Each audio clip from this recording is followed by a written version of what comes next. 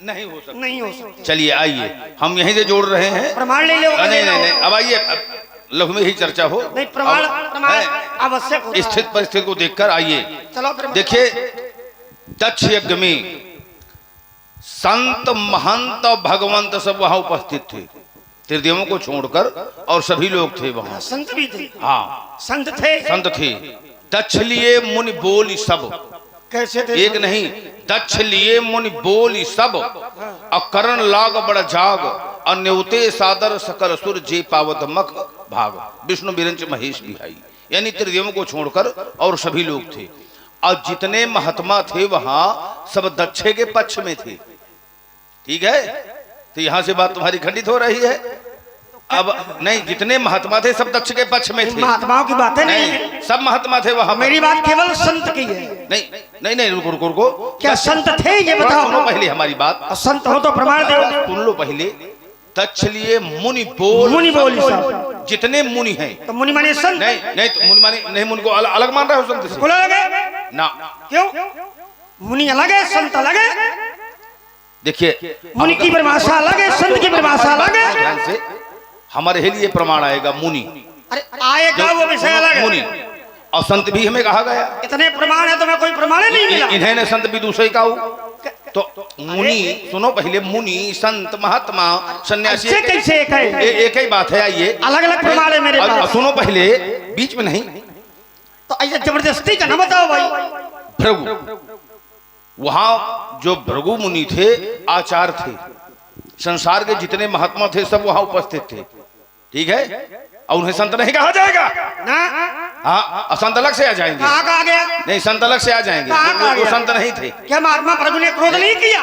ये महात्मा भृगु ने क्रोध किया, लेकिन संत की परिभाषा क्या है? पहले थोड़ा सुन लो थोड़ा सा। देखिए उन्होंने क्रोध किया, लेकिन उन्होंने परीक्षा लिया था। सुनो, परीक्षा लिया था। इधर तो आओ। सुनो, परीक्षा लिया था। नहीं, परीक्षा में उन्होंने क्रोध किया। इतना पसीना काहे छोड़े? अरे शरीर में इतनी शक्ति है, वो सब निकलने दो। अरे तो इतनी परीक्षा लिया और तभी ये प्रमाण पत्र मिला था कि त्रिदेवों में भगवान विष्णु श्रेष्ठ हैं।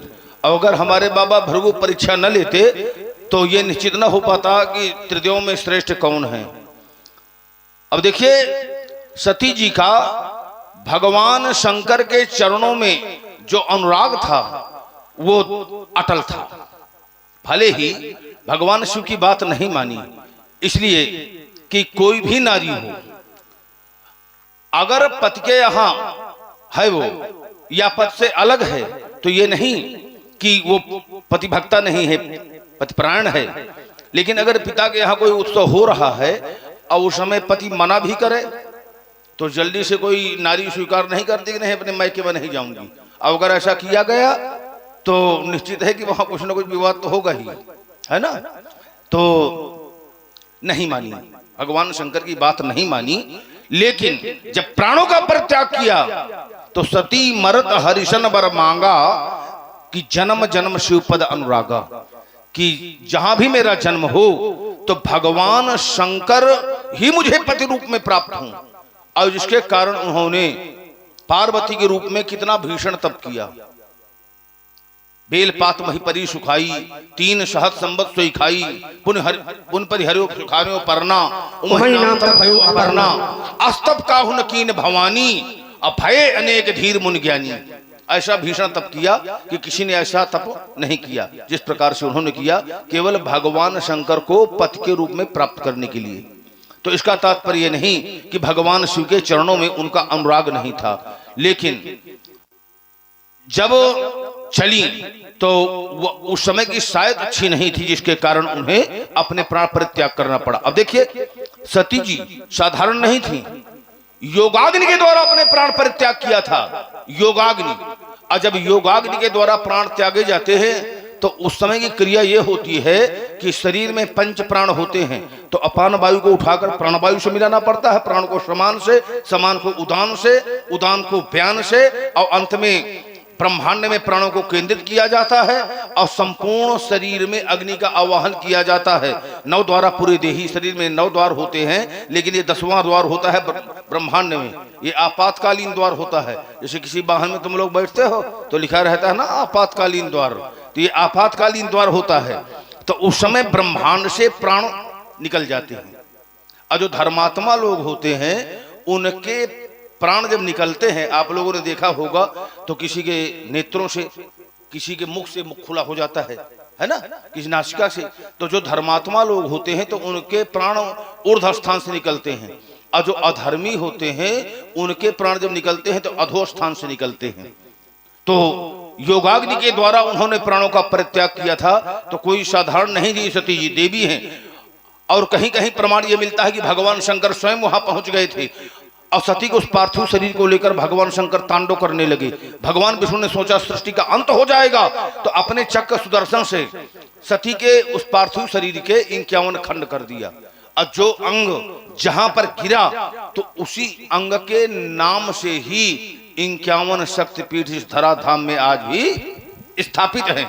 जैसे जहां पर नेत्र गिरे तो उस स्थान का नाम हुआ नैना देवी, जहां कच्छ गिरे यानी आदि आदि जहां पर जो अंग गिरा 51 शक्तिपीठ आज भी हैं। ठीक है, तो कहीं ना कहीं परमात्मा के द्वारा जब कोई कार्य होता है तो कोई ना कोई उसमें रहस्य जुड़ा होता है। तो देखो 51 शक्तिपीठ हो गए, वहां भक्त लोग जाते हैं, उनकी मनोकामना पूरी होती है। ये बात रहस्य तो हर बात में, लेकिन उससे एक बात बोला जाए।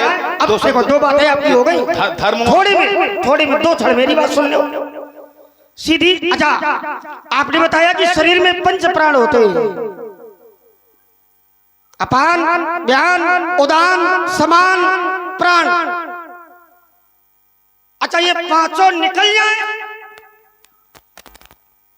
इसके बाद क्या बचता है शरीर में? देखा होगा मृत्यु के बाद भी अगर शरीर रखा रहेगा तो शरीर फूल जाता है। तो 5 प्राण निकलने के बाद वो कौन सा प्राण है जो शरीर में मरने के बाद भी रहता है? बताएं। धनंजय नामक वायु रहती है। इसके लिए तो मैं साधुवाद, ठीक, इसके लिए तो मैं समझ ले होगी जोरदार ऐसे और तो ये बात कोई अच्छी बात अध्ययन, ये बात भाई कहीं ना कहीं से लगे तो भी अध्ययन है ना, और इसीलिए इसके लिए तो मैं साधुवाद। तो धनंजय नाम के प्राण नहीं उपप्राण, 5 प्राण होते हैं और 5 ही उपप्राण होते हैं, जिसमें एक धनंजय नाम के उपप्राण है जो वायु के द्वारा प्रेरित है। तो वो प्राण शरीर में उपस्थित रहते हैं, इसीलिए 5 प्राणों को निकलने के बाद भी वो व्यक्ति का शरीर फूल जाता है। और जब वो प्राण निकल जाते हैं, एक देखो और, अब अच्छे लोग बैठे हैं भले ही थोड़े हैं, धनंजय नाम के प्राण रहते हैं, लेकिन वो प्राण किस क्रिया के बाद निकलते हैं इस पर भी थोड़ा चिंतन हो जाए। इसमें रहते हैं, कई क्रियाएं होती हैं मरने के बाद, थोड़े बता दूं, यहां तक कि अंत्येष्टि तक, 13वीं तक आदि आदि क्रियाएं की जाती हैं। तो अंत्येष्टि तक वो धनंजय नाम के प्राण शरीर में रहते हैं, लेकिन कौन सी क्रिया के बाद में प्राणों का महाराज बल समाप्त हो जाता है, इस पर भी थोड़ा थोड़ा चिंतन होगा महात्मा जी का। ये 2 बातें आपकी और हैं, थोड़े में हम निपटाए दे रहे हैं। आपने कहा कि मुनि संत महात्मा सब एक ही है। देखो महाराज, जबरदस्ती ना मनवाओ, लड़का समझ के दबाओ ना। हाँ भाई, जो सत्य है वही बोलो। हाँ, अब ऐसा थोड़ी है, ये सब बैठे हैं तो महाराज अच्छी जानकारी। देखो मुनि अलग है, संत अलग है। मुनि की परिभाषा क्या है? तो मनशीला सा मुनि, ये मुनि है। महाराज संत क्या है? तो बोले सम दम नियम नीत नहीं डोलई। आगे परुष वचन कबहु नहीं बोले। बोले ये है संत जो कभी क्रोध न करे, कठोर वचन जो कभी न बोले, वो होता है संत। महात्मा कौन है? महाराज जीवात्मा को जो परमात्मा से मिला दे उसे कहते हैं महात्मा। जीवात्मा और परमात्मा के भेद को जो जानता है वो है महात्मा। ये सब अलग अलग परिभाषाएं, सबकी अलग अलग। तो महाराज हाँ, भाव पक्ष में नहीं कुछ कहा जा सकता है। भाव जैसे आपने कहा कि हमें कहा जाएगा तो वहां समर्पण का भाव होगा और भाव पक्ष होगा। और जब भाव पक्ष होता है महाराज तो ये बातें स्वीकार की जाती है, लेकिन तर्क में कभी भाव पक्ष नहीं होता है। तो यहाँ है तर्क, इसलिए भाव पक्ष की बात यहाँ नहीं मानी जाएगी। कहा जाएगा, कब कहा जाएगा, कौन कहेगा, कैसे कहेगा, ये विषय अलग का है, आगे का है, भविष्य के गर्भ का है। वर्तमान की जो बातें हैं तो महाराज वहां पर भी महात्मा भृगु हो या कोई हो, जिसने भी कठोर वचनों का प्रयोग किया है तो फिर वो संत शब्द से अलंकृत नहीं किया जाएगा। एक छोटी सी बात आपने कहा कि सती जी चली गई, जाना चाहिए पिता प्रभु माता आदि आदि इनके यहाँ जाना। अच्छा छोटी सी बात है मेरी, यहाँ बात हमारे सहयोग और विरोध की हो रही है। हमने कहा कि माता सती विरोध में गई, आपने कहा कि विरोध में नहीं गई। अच्छा पति की बात न मानना ये पति का सहयोग है कि विरोध? अच्छा यद्यपि तुमसे ये बात हमें नहीं पूछनी चाहिए कि तुम्हारी पत्नी का दूर दूर तक कोई अता पता नहीं है, कहने का मतलब विवाह से कोई संपर्क नहीं है, विवाह हुआ भी नहीं है। कहा जानो तुम पत्नी के विषय में? अब भाई विवाह हो तो जानो, तो यद्यपि पत्नी के विषय में। अब हमारी बात सुनो, चलो हटाओ पत्नी। तो ये विरोध है कि सहयोग? शिवसम को रघुपति व्रतधारी, अब बिन अघ तजी सती अस नारी। सती जी को पाप नहीं लगा, बिन अघ तजी कोई पाप नहीं लगा। तो अगर उनके द्वारा ऐसा अनुचित कार्य किया गया होता तो उन्हें पाप लगता, लेकिन पाप नहीं लगा। तो इससे निश्चित हो रहा है कि सती जी ने जो है अनुचित नहीं किया। ठीक, बस केवल एक ही थाली में तुम्हारी समस्त बातें कट रही हैं। अब देखिए जो ये पंच वायु हैं, नाग, कूर्म, कृकाल, देवदत्त और धनंजय, ये पंच वायु हैं। तो ये जानते हो शरीर के किन उद्वेगों से जुड़ी हुई हैं? जमुहाई, हिचकी, डकार, पानवायु आदि आदि ये इनसे जुड़े हुए हैं कि अगर किसी प्राकृतिक उद्वेग को आपने दमन किया तो उनसे वो वायु प्रभावित होती है और उसी से भी नाना प्रकार के रोग जो है उत्पन्न होना प्रारंभ हो जाते हैं। हमें वैदिकी के भाई अनुभव है, समझ लेना, हमारे भाई सुखेंद्र वैद्य हैं। अब कौन कौन से किस उद्वेग का दमन करने से कौन कौन से रोग उत्पन्न होते हैं ये भी सब हम तुम्हें बताएंगे। है आचार सुश्रुत की संहिता का हमने अध्ययन किया है, तो ये वैदिकी का विषय है। अब देखिए ये भी संत, अब सुनो, संत और मुनि ना सब अनुभव है, हमें तंत्र मंत्र जंत्र यंत्र सब करते। मुनि मुनि नारद जी को मुनि कहा गया है, एक बार नहीं अनेकों बार नारद जी को मुनि कहा गया। नारद मुनि मोहि ज्ञान जो कहा, हाँ मुनि हित कारण कृपा निधाना, अनेकों बार मुनि शब्द आया। और उन्हीं को संत आया, क्रोध ही उन्होंने किया। फरखद अधर कोप मन माही और शपथ चले कमला फत पाही, तई हो श्राप की मरी हो जाई, जगत मोर उपहास कराई। 3 श्राप दिया, लेकिन इसके पश्चात उन्हें क्या आ रहा है कि नारद देखो विकल जयंता, तो लाग दया कोमल चित संता। संत आया कि नहीं आया? तो बात एक ही है। तो जब अन्य महात्मा उस तरह मिला करें तो ये सब बातें उनके आगे किया करो, ठीक है। और ये सब जानते हो कि ये सब हमें इन सब बातों का विशेष अनुभव है, तो इसलिए राजकुमार लक्ष्मण रुको, दो नहीं तो सुन लो, हमारा जो यहाँ पर धरातल है तो केवल जिसने धनुष तोड़ा है, हाँ, उसी के लिए। आवाज हम उसे जानेंगे कि इतना प्रचंड वीर इस धरती पर कौन हुआ जिसने भगवान शंकर के धनुष का खंडन किया। ऐसे जान न पाओगे। नहीं नहीं, आज उसे हम जानेंगे। ऐसे जान न पाओगे। उपाय? हाँ, उपाय हमसे पूछो, उपाय बताएंगे हम। उपाय पूछते चलो। जानोगे कैसे? उसके लिए भी भगवान की कृपा चाहिए। अगर भगवान की कृपा नहीं होगी तो नहीं जान पाओगे। थोड़ा विचार तो करो महाराज, ये धनुष साधारण नहीं था। इमे दुई धनुषी दिव्य श्रेष्ठ लोकार्थ पूजते, ऐसा धनुष था ये। और क्षण मात्र में जिसने तोड़ दिया हो महाराज, वो साधारण पुरुष नहीं होगा। और उसको जानने के लिए वो कभी क्रोध से जाना ही नहीं जा सकता। उसके लिए चाहिए प्रेम, उसके लिए चाहिए नम्रता, उसके लिए चाहिए विनम्रता, उसके लिए चाहिए भगवान की भक्ति का मार्ग। और जब भक्ति करोगे, मार्ग मिलेगा, भगवान की कृपा होगी, तो उनकी प्रभुताई को जानना सरल हो जाएगा। कौन जानेगा? तो फिर जान वही पाएगा जिसे वो जनाएंगे अपनी कृपा से। सो जाने जय देव जनाई, और जानत तुम ही हो, वही जानेगा। अब छोटी सी बात, आपने कहा कि मुनि और संत दोनों एक ही है, इसको भी लेते चले। एक बात रह गई है।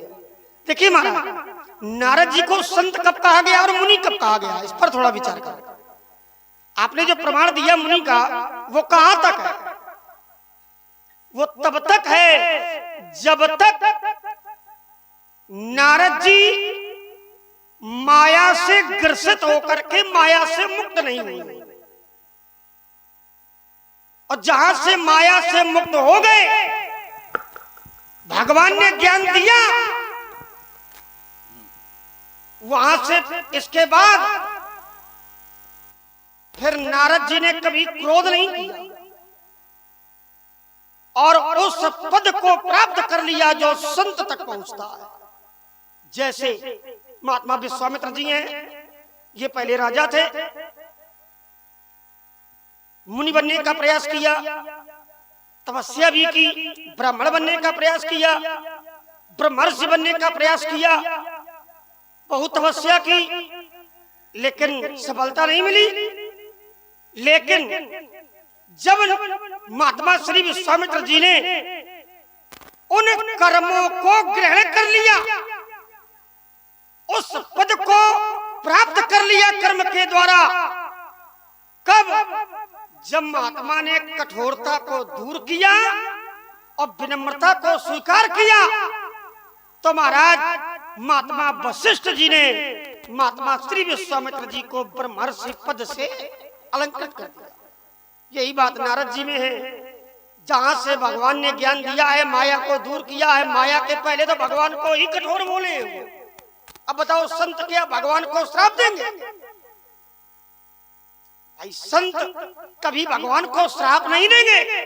और नारद जी ने तो वो महाराज ऐसे ऐसे वचन बोले, मैं दुर्वचन। अब भैया दुर्वचन बोलने वाला क्या संत होगा? भगवान को बोले परम स्वतंत्र, न सिर पर कोई, तुम्हारे सिर में कोई यही नहीं, परम स्वतंत्र हो, तुमने हमारा अपमान किया, मैं तुम्हें श्राप देता हूं। फरकत अधर, अधर माने लोभ जम कराला। तो महाराज फरकत अधर और कोप मनमाही, तो कोप मनमाही है तो फिर संत नहीं है। और भगवान को श्राप दे दिया। भगवान ने माया दूर की, और जब माया दूर कर दी, भगवान को ज्ञान दिया, फिर जाकर के सत्य धाम की ओर नारद जी ने भगवान के नाम का निरंतर जाप किया, तो महाराज उस पद को प्राप्त कर लिया जो संत रूप में परिपूर्णित है। इसके बाद कभी नारद जी को मुनि कहा गया हो तो बताना, फिर संत कहा गया, क्योंकि संत पद से अलंकृत हो गए। तो यही बातें सबके लिए लागू होती हैं महाराज। व्यक्ति कभी कभी साधारण होता है, लेकिन उसके द्वारा ऐसे कर्म किए गए कि पद से विभूषित हो जाता है, वही योगी हो जाता है, वही वियोगी हो जाता है, वही संत हो जाता है, वही ज्ञानी हो जाता है, वही महाज्ञानी हो जाता है, वही विज्ञानी हो जाता है। तो जैसे जैसे व्यक्ति आगे बढ़ता रहता है वैसे वैसे व्यक्ति के साथ में पद, कोई अधिकारी है तो महाराज जैसे जैसे उसके कर्म अच्छे होते रहेंगे तो वो अधिकारी ऊंचाई की ओर जाता रहेगा, और जैसे जैसे ऊंचाई की ओर जाएगा वैसे ही बड़े बड़े अधिकार उनके अंदर प्राप्त होने लगेंगे, आने लगेंगे। तो वही महाराज सब में लागू होता है, कोई भी हो संसार में। और देखिए संसार में लागू हो रहा है। हाँ, सब में। और संसार से कुछ अलग भी होते हैं। अच्छा, अलग कौन होते हैं? हाँ, देखिए निराशीर चित्तात्मा त्याग सर्व परिग्रह शरीरम केलोम कर्म कुरबरम नाभ के ब्लसम,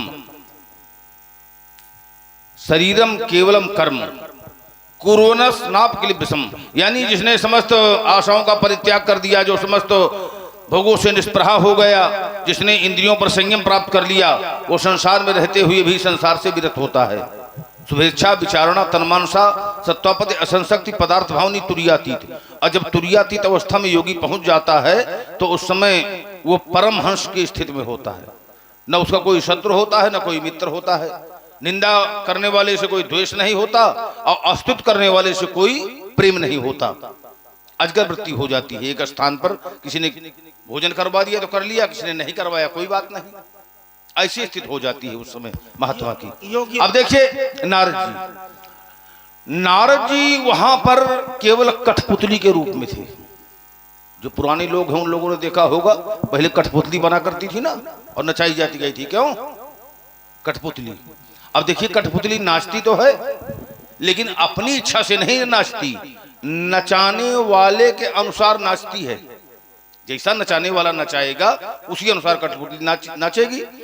तो नारद जी वहां पर थे कठपुतली।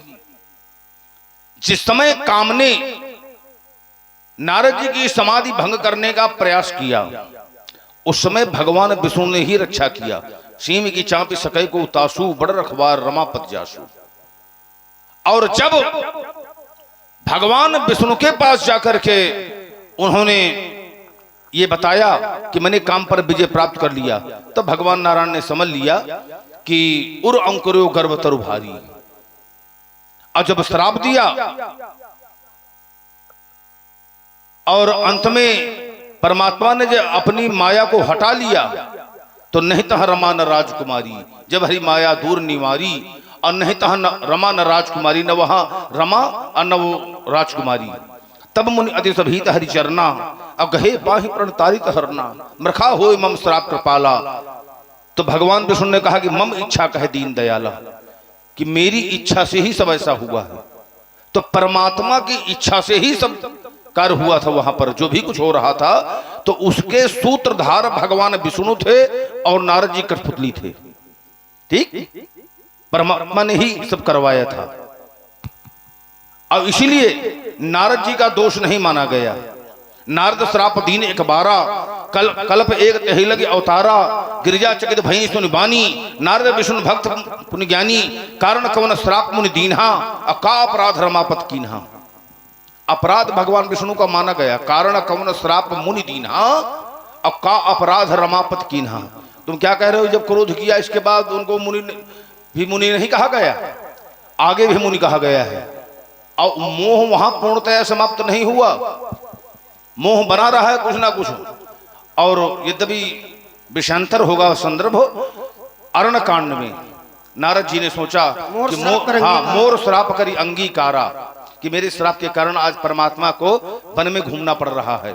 और वहां पर गए और तब स्वयं परमात्मा के द्वारा कहना पड़ा कि कौन वस्तु असप्रिय मोहि, कौन वस्तु असप्रिय मोहि लागी, जो मुनिवर तुम से कहूं न मांगी।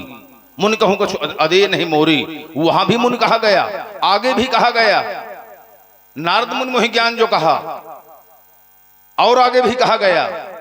तो ये नहीं कि मुनि और संत अलग अलग हैं, उसको अलग अलग न करो। मुनि संत महात्मा ये सब एक ही कोट के होते हैं। हाँ, अब इनमें भी मुनि में अंतर होता है।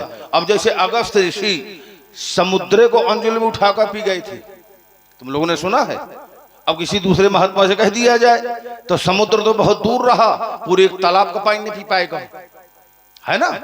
तो मुनि में भी अंतर होता है, हर जगह अंतर होता है। कहीं वेद इतिहास पुराना, विधि प्रपंच गुण अवगुण साना, दानव देव ऊंच अरु नीचू, अमीय सजीवन माहरु नीचू। काशी मग सुरसर क्रम नाशा, मरु मारो महिदेव गवासा। जहाँ एक और काशी है तो दूसरी ओर मगहर है, जहाँ एक और मालवा है तो दूसरी ओर मरुस्थल है, जहाँ एक और महिदेव है तो दूसरी ओर महिदेव गवासा। गवासा माने महिदेव है या क्या गमार है ना, गवासा माने कसाई। ठीक है, ब्राह्मण का विलोम है कसाई। तो इसी किसका विलोम?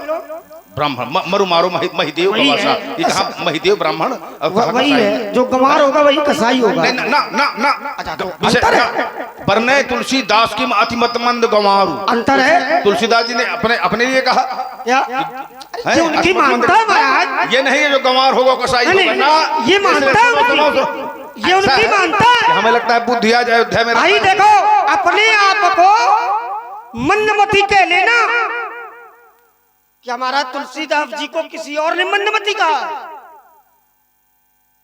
महाराज बड़े बड़े ज्ञानी होते हैं, वो भी अपने आप को कहते हैं महाराज मैं तो मूल हूँ। एक बहुत बड़े ज्ञानी है जिनके लिए कहा गया अतुलित बल धामम हेम शैलवरेयम दरुज में कृसानम ज्ञानी नाम अग्रगण्यम, ज्ञानियों में अग्रगण्य। और जब भगवान के सामने गए, भगवान को पहचान लिया तो उन्होंने कहा एक मंद मैं मोह बस कुटिल हृदय ज्ञान, मैं अज्ञानी हूँ, मूढ़ हूँ, कुटिल हूँ, अज्ञान आदि आदि। तो महाराज ये व्यक्ति की मानता है ना, उसको गलत भाव में न जोड़ो, जो सत्य है वही आओ। आइए, आपने कहा कि नारद जी तो कठपुतली थे। कठपुतली बोले जो करवा रहे थे भगवान वही वो कर रहे थे। बढ़िया नियम बता रहे हो, बर्बाद कर दो संसार का तुम। और अच्छा भगवान, अरे भाई भगवान जो कराते हैं तो क्या भगवान बिना कारण के करवाते हैं क्या? भाई भगवान बिना कारण के नहीं करवाते हैं। प्रमाण वही है नारद जी के प्रसंग में, कहीं जाना नहीं है। इसके पहले कामदेव नारद जी के पास आया, लेकिन नारद जी का बाल बांका नहीं कर पाया, चरणों में गिरना पड़ा कामदेव को। क्यों? क्योंकि नारद जी भगवान की भक्ति में लीन हो गए थे। ये नारद जी के कर्म है कि नारद जी भगवान की भक्ति में लीन हुए। तब भाई देखो, अगर ध्यान से नहीं सुनोगे तो फिर सेंतर हो जाएगा, है ना। अब कोई वो रटा हुआ विषय तो है नहीं, बात आई, अब पता नहीं, अब ध्यान भटका तो वो निकल जाएगी, है ना। जिसको न समझ में आए तो हमसे पूछ सकते हो, है ना। या कोई प्रश्न है या कोई बात है तो हम पूरा प्रयास करेंगे, है ना, समझाने का। अगर किसी के पास समाज में कोई प्रश्न हो या कोई बात हो तो आप पूछ सकते हो निसंकोच, है ना। फरसा ये नहीं चलेगा, परेशान न होना बिल्कुल। जब तक हम खड़े हैं तो इनकी हिम्मत नहीं कि फरसा चला दे, है ना। कोई बात हो तो आप पूछ सकते हो ना, लेकिन बात सुनना ध्यान से। देखिए, बिना व्यक्ति के कर्मों के भगवान की इच्छा भी नहीं व्यक्ति के साथ लगती है। जब व्यक्ति के कर्मों को देखा जाएगा तभी भगवान की इच्छा लगेगी। और देखिए, नारद जी के कर्म जब तक भगवान के अनुकूल रहे तब तक कामदेव नारद जी का बाल बांका नहीं कर पाया। और जैसे कामदेव को नारद जी ने जीता तो नारद जी के मन में ये आ गया कि कामदेव को तो मैंने जीता। बस जब व्यक्ति ये समझ लेता है अरे ये काम तो मैंने किया है, यहीं पर अहंकार की उत्पत्ति है। और जब तक नारद जी ने ये नहीं कहा कि मैंने काम को जीता है, तब तक अहंकार नहीं आया, ना कामदेव कुछ बिगाड़ पाया। और जैसे नारद जी का कर्म कर्ता में नारद जी को आगे लाया, भगवान को पीछे किया, वैसे अहंकार ने नारद जी पर हाँ सवारी डाल दी। अहंकार आया, शंकर जी के पास गए। शंकर जी ने बहुत समझाया कि ये जो हमें सुना रहे हो कामचरित, अगर भगवान विष्णु के पास जाना तो अगर वो पूछे भी चले प्रसंग तो दुरायो तब हूं, बताना नहीं। लेकिन भगवान शंकर की भी बात नारद जी को अच्छी नहीं लगी। दीन संभ उपदेश हित और नहीं नारद ही सुहान। और याज्ञवल्क्य जी कहते हैं भरद्वाज जी से, याग भरद्वाज कौतुक सुनाऊं हरि कथा बलवान। बलवान। और इसलिए भरद्वाज जी से कह रहे हैं, भरद्वाज मुनि बसे हैं प्रयागा। भरद्वाज ऋषि प्रयाग में निवास करते थे। तो भरद्वाज जी के गुरु हैं वाल्मीकि जी। सब पूरा बताओ, ठीक है। कौन प्रयाग में बसते हैं? प्रयाग जहाँ पर तीनों गंगा यमुना प्रयाग भी सरस्वती, दो प्रकार के हैं ना? नहीं, जहाँ पर भूगोल के अनुसार जहाँ पर गंगा यमुना, हाँ, जहाँ तीनों का संगम है वही प्रयाग। तो भरद्वाज जी के गुरु हैं वाल्मीकि मुनि। अब वाल्मीकि जी के गुरु हैं नारद जी। तो इसीलिए याज्ञवल्क्य जी समझा रहे हैं कि भरद्वाज कौतुक सुनो हर इच्छा बलवान, कि आगे तुम्हारे गुरु जी का क्या हाल होगा ये ध्यान देना, ध्यान देना। इसलिए भरद्वाज कौतुक सुनो। क्यों? ये समझा रहे हैं क्योंकि नारद जी ने कर्ता अपने आप को बना लिया। अब नारद जी के जैसे जैसे कर्म होंगे वैसा ही परिणाम भगवान के द्वारा दिया जाएगा। और सिद्धांत बन गया। सिद्धांत कहता है कर्म प्रधान विश्व रचि राखा या करी राखा, और जो जस करे सो तस फल, काउ न को सुख दुख करदाता और निज कृत कर्म भोग सब। तो जब तक नारद जी के कर्म विपरीत रहे तब तक नारद जी उसमें में लिप्त रहे। और जैसे नारद जी माया से हटे, नारद जी चरणों में गिरे, तो महाराज वहीं से नारद जी के साथ भी भगवान की कृपा अनुकूल रूप में हो गई। और यही नियम सबके साथ लगेगा। जब जब व्यक्ति के कर्म होंगे तभी तभी कर्मों के अनुसार भगवान की कृपा भी व्यक्ति के साथ में लगेगी। अब उसे ये नहीं कह सकते हो